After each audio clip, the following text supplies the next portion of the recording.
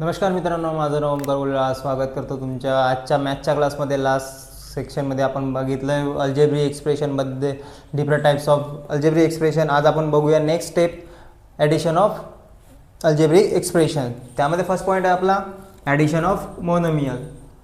तर मोनोमियल आपण बघितलं होतं, ज्यामध्ये एक टर्म राहते त्याला म्हणतो आपण मोनोमियल. आज आपण त्याचं ॲडिशन बघणार आहोत. फर्स्ट आपण एक्झाम्पल घेतलं आहे 3x + 4x. तर आपण पहिले नंबरचं ॲडिशन करून घेऊ. फर्स्ट आपण यामध्ये काय करायचं, नंबरचं ॲडिशन. 3 + 4 व्हेरिएबल बाहेर कॉमन काढून घ्यायचं. 3 + 4 7 = 7x. त्याचा आन्सर काय आला 7x. तसंच आणखी एक घेऊ आपण. त्यानंतर आपण आणखी एक घेऊ -3x - 5x + 4x. तर आपण नंबरला एकत्र करून घेऊ. ब्रॅकेटमध्ये आपण नंबर्सला घेऊन घेऊ -3 - 5 + 4x common. Minus minus plus म्हणजे -8 + 4 -8 + 4x. त्यानंतर मायनस मायनस प्लस होतो, मोठ्या नंबरचा साईन लिहितो आपण. म्हणजेच काय -4 + 4 -8 + 4 म्हणजेच -4x. त्याचा आन्सर आपल्याला काय मिळालं -4x. आता आपण नेक्स्ट स्टेप बघूया आपण addition of binomial of expression. त्यामध्ये दोन मेथड आहे, हॉरिझॉन्टल अरेंजमेंट आणि व्हर्टिकल अरेंजमेंट. त्यामध्ये आपण फर्स्ट बघू, एक एक्झाम्पल घेऊ. 2x + 3y + 4x + 4y. तर यामध्ये काय करायचं, जे कॉमन व्हेरिएबल आहे त्याचे टर्म्स एक साईड घेऊन घ्यायचे आणि बाकीचे एक साईड. आधी पहिले आपण एक्सचे टर्म घेऊ. म्हणजे 2x + 4x मध्ये प्लसच आहे तर प्लस ॲडिटिव्स. नंतर 3y, आता वायचे variables 3y + 4y, right. 2x + 4x 6x. त्यानंतर 3 + 4 7y. ओके. त्यानंतर सेम आपण एक्झाम्पल घेऊ व्हर्टिकल अरेंजमेंटमध्ये. तर तिथे काय करणार आपण, 2x + 3y ॲडिशन एक्सची टर्म एक्सच्या टर्मच्या खाली + 4y. ओके. त्यानंतर आपण नॉर्मल प्लस करतो आपण तसंच. 2 + 4 6x + 3 + 4 7y. ओके, आलं सेम. ओके. आता आपण बघूया प्रॅक्टिस सेट 33. त्यामध्ये आपण फर्स्ट एक्झाम्पल बघूया. 9p + 16q 13p + 2q. तर आपण पहिले याला व्हर्टिकली आपण सॉल्व करू.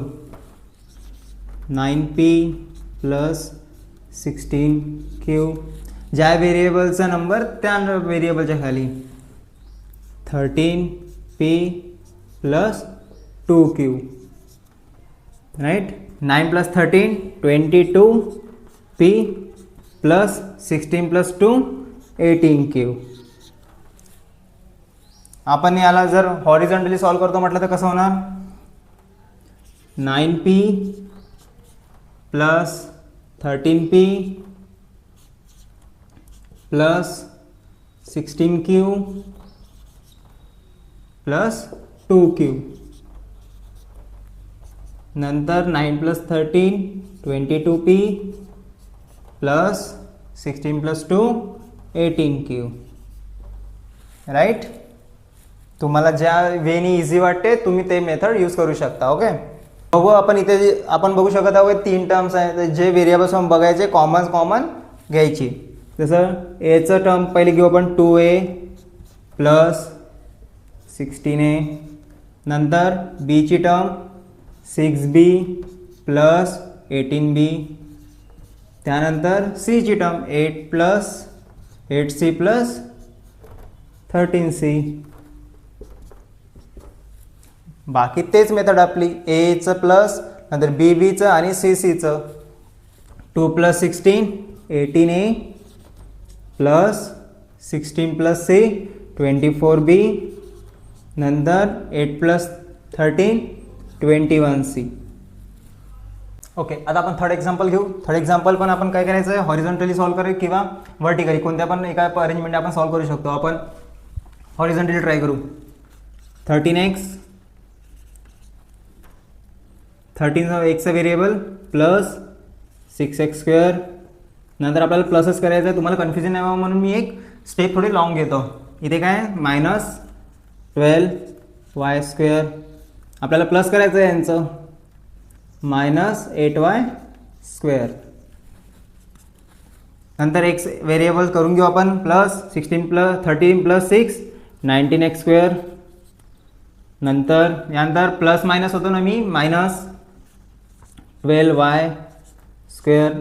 इथे पण मायनस प्लस -8y².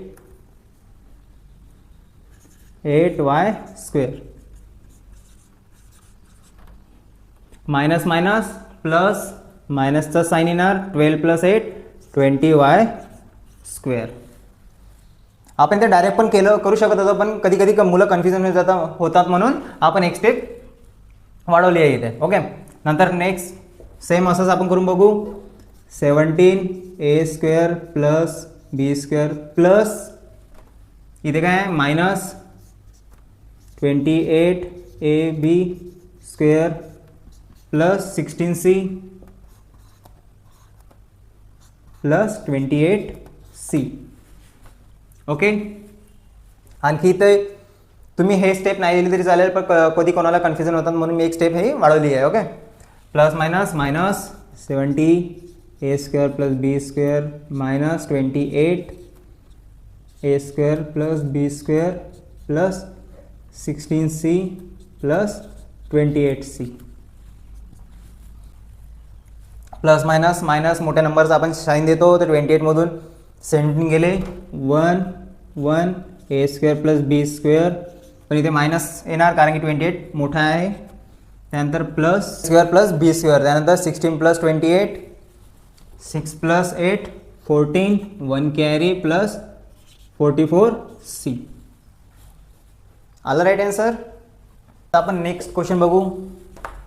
ज्याचे सेम व्हेरिएबल्स दिसत आहेत तेच आपण सोबत घ्यायचे. आता 3y² सोबत इकडे कोणी आहे का नाही, तर आपण तसंच घ्यायचं. 3y² प्लस त्यानंतर 10y आहे, तर 10 प्लस आपण डायरेक्ट असं एक स्टेप मायनस करून टाकू. आता मायनस प्लस मायनसच होऊन जाते, आपण डायरेक्ट इथे मायनस लिहून टाकू. y प्लस इथे काय आहे 2y. ओके, त्यानंतर काय आहे प्लस 16. इथे पण आपण प्लस मायनस केल्यावर मायनस डायरेक्ट आपण -7 लिहून टाकू. ओके, 3y² सोबत कोणी आहे का नाही, ॲज इट इज लिहून टाकू आपण तिथे.